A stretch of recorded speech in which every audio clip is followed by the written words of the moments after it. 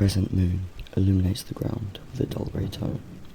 Not a sound could be heard, except for the occasional locust, as the jungle slept the night. A distant rumble can be heard as a storm nears the peninsula of Nicoya. The rain begins to pour, disrupting the once silent jungle. As the raindrops fall through the thick palmate leaves, the water that drips off the foliage impacts onto the dusty path. The rain hydrates the ground, turning the arid floor into a muddy plain full of pockets of water and puddles. The path leads to an amber-coloured light in the distance. The palm trees bend over the path, protecting it from the unknown inhabitants of the Costa Rican jungle. Marcel peers into the newly soaked world outside. The rain gushes against the window, and the water trickles down the thin glass panes of the square-shaped frame. As they fall off of the windowsill, they land in the sea-green leaves poking out of plant pots outside. Marcel was a farmer for the local market. He had spent his whole life in Nicoya and followed the tradition of farming, just as his father had. Marcel had paid close attention to the weather forecast this morning. There was not meant to be downpour today. He had overwatered his plants today, as rain was not meant to be likely for a few weeks, and the sun was as scorching as ever, especially in the summer months. Marcel was a man of solitude, and lived alone in his small hut-like home near the coast of the peninsula. He focused his life on education, then spent the rest of his life farming. Marcel plans to marry someday and start a family of his own. Ever since his father had passed away, he has been seeking some company. But for now, the still life of gardening keeps him occupied. This storm worried him for the plants. It was the only income he had, and he could not afford for the plants to be ruined by this unfortunate rainstorm. Marcel turned to the terracotta-coloured wall, where a portrait of his father stood. He felt as if that was his father's window into his life, to remind him that he's still there watching him. His father was a man of many words, but a wise man at core. Marcel decided he would move the plants into the outside shed. The door creaked open slowly, as a blinding beam from a flashlight passed light onto the dark world of the night. Marcel looked through the small radius of the flashlight and closed the door behind him. It creaked back into place, as Marcel slept into the unknown. The shed lay a few meters in front of Marcel. A small maroon wooden door stood out against the oxidized copper walls of the shed, appearing a dull teal colour in the light. Marcel approached the door and stuck his boots into the ground, making a horrible squishing sound as they made impact with the mud. He took out his keys and grabbed the key with the blue label titled Gobernador. He stuck the key into the hole as the metal slotted perfectly into place. He turned the key and activated the tiny mechanism of the door. The door opened with a squeaky, rusty sound. The flashlight gleamed onto the many shelves inside the corroded walls. The shelves were filled with buckets and many tools, all reflecting the shine of the flashlight. Marcel closed the door. He had only unlocked it so he could move the plant pots inside. Marcel ran quickly to the other side of the house, as the rain dyed his blue jumper a darker tone. He had not anticipated the rain to be this bad. Never mind, he would be back in the warmth of his home soon. Marcel landed in front of the plants he had grown himself. 3 pots stood before him, one filled with tomatoes, one with peppers, and the one on the far right potatoes. Marcel arched over and slid his fingers into the gap underneath the rim of the weathered pot. He lifted it easily, but still used a bit of force. As he pulled the pot into the air, he felt a straining pain in his lower spine. He had a problem with his back for almost a decade now. The cause was most likely all this lifting he had to do. Marcel moved around to the shed once again, and he heard the bushes rustle fiercely. Must be the storm, he thought to himself. He used 3 of his fingers on his right hand to hold the flashlight as he held the pot. Marcel glanced over at the small pond sticking out of the undergrowth. This small water supply has fed his family's plants for decades, and will continue to do so for years to come. He landed with a thud as the pot squelched into the mud below. He dragged the pot against the tough metallic floor.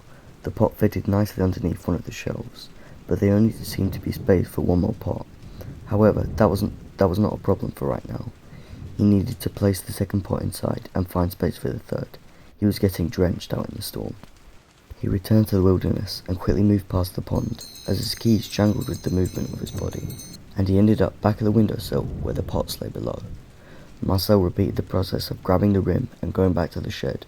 All of a sudden, a noise broke the pattern of the storm, a low-pitched growling sound, similar to those of a bird, but this felt different to Marcel.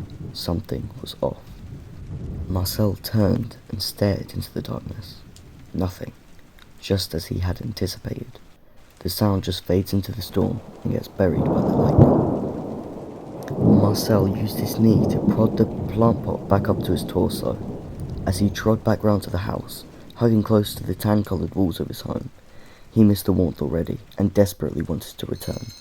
His keys continued to shake along with the body until they gave way and slipped out of his denim pocket and landed on the soaking ground below. Marcel paused and looked to the ground to search for the keys. He had placed the pot on the ground and used the flashlight to try and see if the keys glimmered in the light. He still could not find the keys anywhere. Marcel was just about to crouch down and search when he heard the same noise again, this time slightly louder. He turned sharply in all directions, but saw nothing. He resumed his search for the keys, and bent one knee down onto the muddy floor. He knew that the metal would reflect the light, but he could not see a single glimmer of hope. Then he heard the familiar jingle of the keys, and turned the light to the place of the sound. He saw the shine of the keys, but they were lifted off the ground, maybe a meter or two. Then he looked up and saw it. A lizard-like creature stood about 3 meters away from him.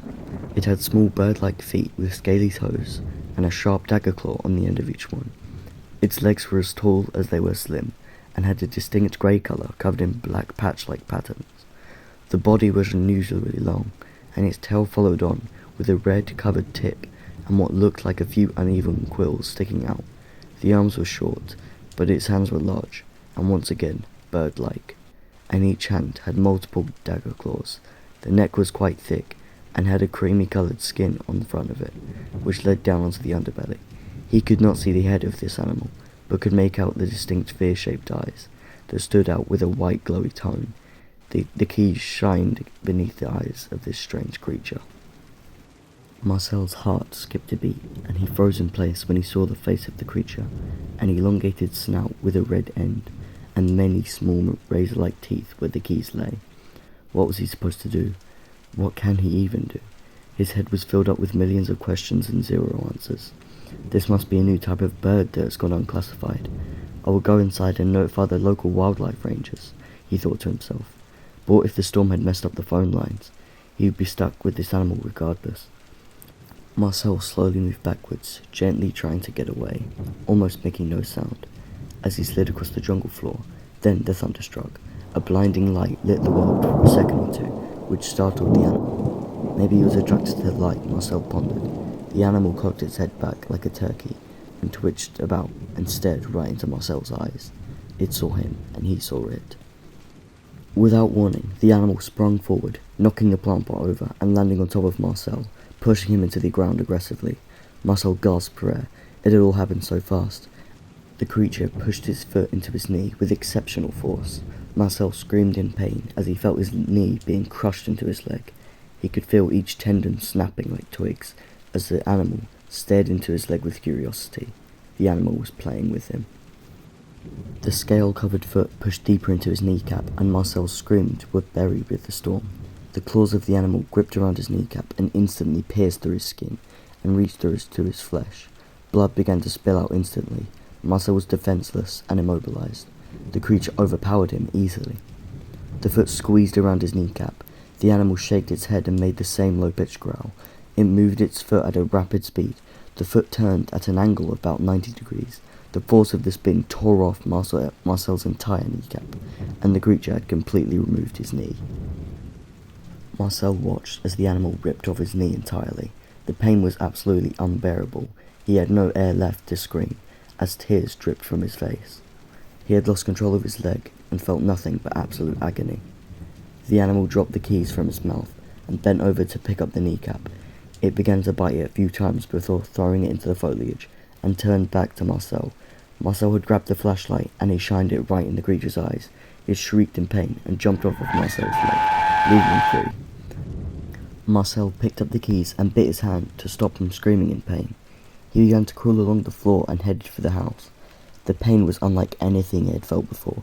He could feel bits of rock and dirt scrape against what remained of his knee, piercing inside of his flesh.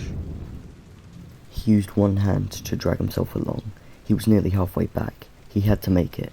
Then, all of a sudden, a sharp pain in his back, as the creature had jumped on top of him. Marcel cried once again in pain. The claws dug into his back, and he felt the animal sniff all of his back before it poked his head with its snout. The keys shone in the darkness. As Marcel moved his hand about, the creature turned its attention to the reflective light of the keys and grabbed his hand with its teeth. The creature moved round to face Marcel and slowly lifted up his hand and clamped its jaws down on his right hand. The animal crushed his hand in its mouth and tore off 3 fingers of his right hand. All that was left was his pinky finger half mauled. Marcel was screaming and crying in pain and just wanted it to end. He rolled over in pain and fell into the pond. He crashed through the water as blood instantly filled around him. Marcel had swallowed already about a litre of water from screaming underwater and realised he was going to drown. Another splash behind him and he felt his boot being shaken off. The animal grabbed his foot harder and began to shake it violently, making waves all over the water. Marcel was being shaken left to right, banging his arms against the side of the pond and twisting his leg while the creature tugged it. His left leg was kneeless and he was going to lose his right. The creature tore off the boot and sent it flying through the air and then began to tear open his foot. Marcel tried to breathe and looked down and saw his foot split down the middle and had been torn to pieces. He was unable to move, lying face first into the water, bleeding out whilst being mauled to death and drowning. He started to black out and felt his lungs burned. The animal clamped its jaws around Marcel's spine and gripped it fiercely. It then ripped it clean out and lifted him using his spine as a hook.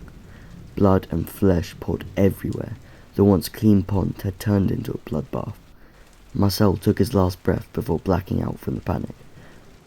The creature lifted up the lifeless body and made the same low bellowing noise. Marcel's eyes slowly stopped blinking. He finally blacked out. It was all over now, and he could finally rest.